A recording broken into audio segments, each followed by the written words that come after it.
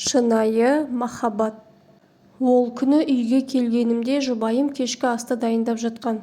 Қолынан ұстап бір маңызды нәрсе айтуым керек дедім. Қасыма отырды.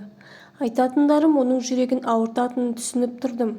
Бірақ қанша қиын болса да айтуым керек деп ажырасайық дедім. Ашуланбады да, қарсы сөз де айтпады. Себебін сұрады. Еш нәрсе айта алмағаныма ашуланды. Басқа біреуді жақсы көретінімді қалай айтатынымды білмедім. Сол күні басқа еш нәрсе сөйлеспедік. Ол болса түнімен жылап шықты. Бірге өткізген 10 жылдан кейін ажырасу қиын болатыны түсінікті.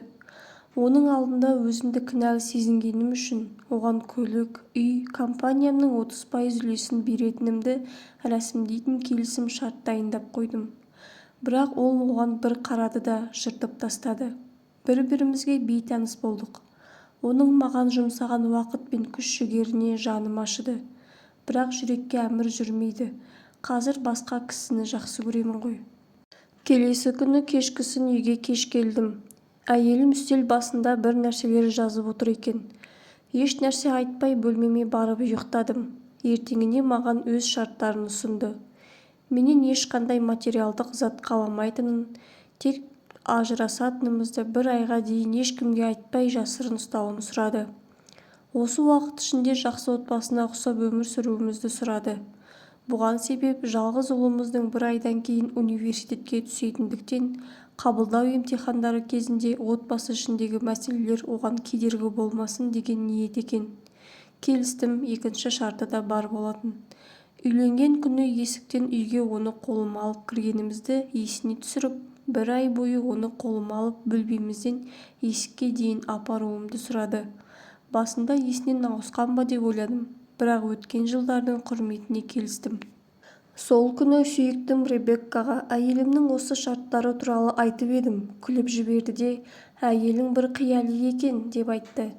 Ақыры әйелімен ажырасатыныма сенімді болғандықтан ол да келісті. Бірінші күні ешбір сезімім қалмаған, әйелімді құшағыма алу қиын болды маған. Көтергенімде артымызда тұрған ұлымыз бізге қарап қуанышын жасыра алмады. Бір-біріңізге деген сезімдеріңіз қандай күшті деп күлімдеп тұрды. Сөздері ішімді күйдірсе де, келіскеніміздей әйелімді үйдің есігіне дейін 10 метрдей қашықтықты құшағымда апардым. Ол болса көздерін жұмып қойып құлағыма ұлымызға ажырасатынымызды айтушы болма деді. Мен де оған қарап жарайды дедім. Оны есікке дейін апарып үйден бірге шықтық. Ол автобус аялдамасына барып жұмысына баратын автобусын күтті. Мен өз жұмысыма кеттім. Екінші күні бұл ойынымызды ойнау оңайырақ болды. Оған көптен бері назар аудармаған мен оның бетіне түскен майда әжімдерді енді байқадым. Шаштарында да ақ шаштар пайда болыпты. Өткен жылдардың іздерін көру ойналдырады. Төртінші күні оны құшағыма алғанымда бір сенімділік сезімі ұялады ішімде. Маған өмірімнің 10 жылын сыйлаған әйелге деген керемет бір сезім. Бесінші күні ішімдегі сезімдер күшейе бастады.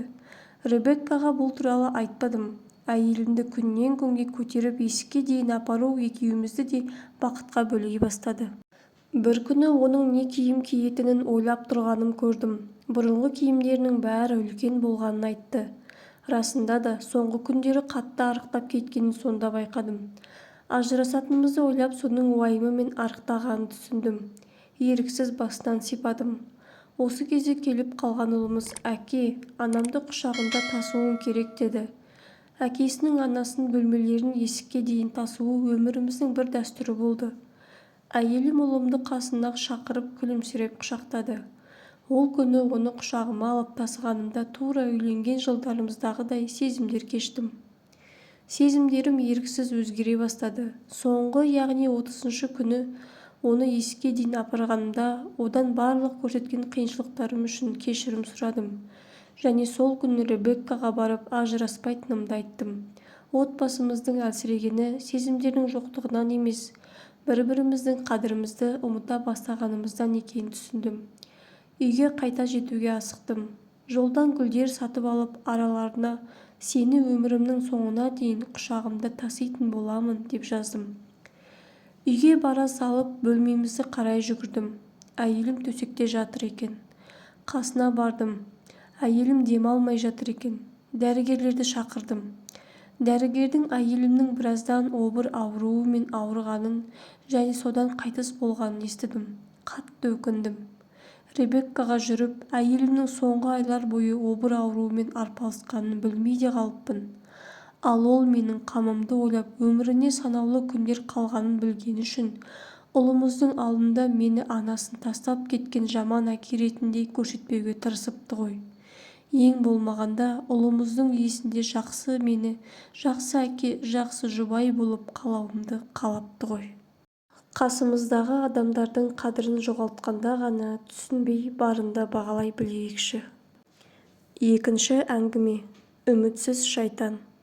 Баяғыда әкелі балалы екеу болыпты. Қанша тәрбиелесе де, жағымсыз қылықтан алшақ болуды үйретсе де, қайталана беретін баласының сотқар қылықтары әкесінің жанына батады екен.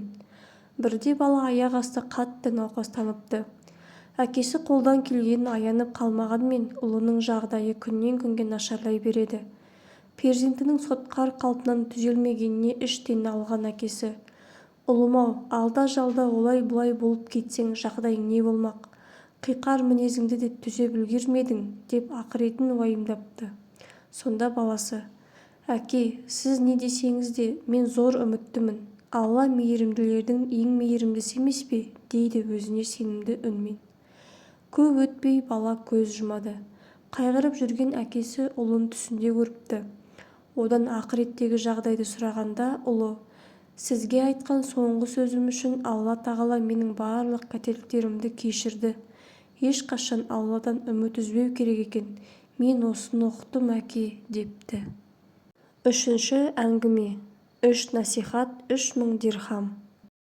Бір заманда енді үйленген бір жас жігіт ілім үйрену ынтасымен ауылдан кетеді. Ұзақ сапардан кейін қалаға жетіп медресе іздеп жүргенінде жұмысшы іздеп жүрген бір бай кісімен кездеседі. Бай кісі жоғары ақы ұсынғандықтан ниетін өзгертіп, оның жағында жұмыс істей бастайды. 20 жыл оның қасында жұмыс істеп 3000 дирхам ақша жинайды. Сөйтіп ауылына қайтуға шешім қабылдайды. Жолда түнеген жерінде біреу: «Менде сондай бір насихат бар, мұны алған адам дүниеде де ахиретте де рахат өмір сүреді», дейді.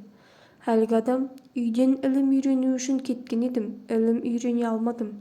Ең болмағанда осы насихатты алайын.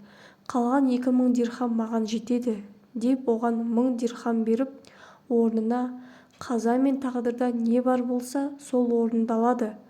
Тағдырдағыдан басқасы болмайды» насихатын алады. Сапарын жалғастырады.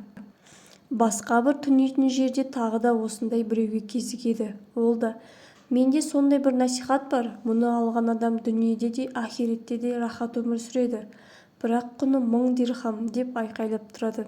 Әлгі адам: «1000 дирхам ақшама да мұны алайын, қалған 1000 дирхам маған жетеді», деп 1000 дирхам төлеп, орнына «Жүрек кімді жақсы көрсе сол сұлу» насихатын алады.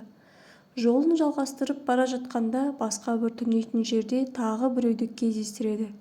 Бұл кісі де: «Менде сондай бір насихат бар, мұны алған адам дүниеде де ахиретте де рахат өмір сүреді. Бірақ құны 1000 дирхам», деп айқайлап тұр екен.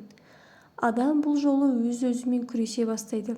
Бір жағынан ілім үйренбегенінің ауыртпалығы, бір жағынан қалған соңғы ақшасы. Ақыр соңында ілім үйрену ынтасы ауыр басып, тағы жұмыс істеп ақша табармын деп 1000 дирхамын оған береді. Орнына «Өзің ұнатпайтын түсініксіз жағдайға тап болғаныңда асықпа» деген насихатты алады. Сапарын жалғастырады. Жолда топталған адамдарға кезігеді. Жандарына жақындағанда олар: «Мың құдықтың ішінде бір жынды бар, қасында бір қыз бар. Ауылымыздың суын тоқтатты. Ішіне кім түссе де бәрін өлтіріп жатыр. Біздің бұл қиыншылықтан құтқарған адамға мына ыдыстағы алтындарды береміз», дейді. Адамның ойына бірінші «Қаза мен тағдырда не бар болса, сол орындалады. Тағдырдан басқасы болмайды» деген насихат келеді. Құдыққа түседі. Жынды: «Саған бір сұрақ қоямын, жауап берсең суды ашамын. Мына қыз сұлу ма, әлде мына құрбақа ма?» деп сұрайды. Екінші насихат ойына келеді. Жүрек кімді жақсы көрсе сол сұлу деп жауап береді. Жынды жарайсың. Осы кезге дейін бәрі қыз сұлу деді. Олар білмеді. Сен таптың дейді. Жынды құрбақаны жақсы көргендіктен бұл жауапты ұнатады. Сөйтіп суды ашады. Ал әлгі адам алдыңғы ақшасынан да көп болған алтындарды алып ауылына қайтады. Үйінің терезесінен қарағанда ішінде әйелінің жанында бір жас жігіттің қалжыңдасып тұрғанын көреді. Бірден пышағын қынынан суырып тұрғанда үшінші «асықпа» деген насихат есіне түседі.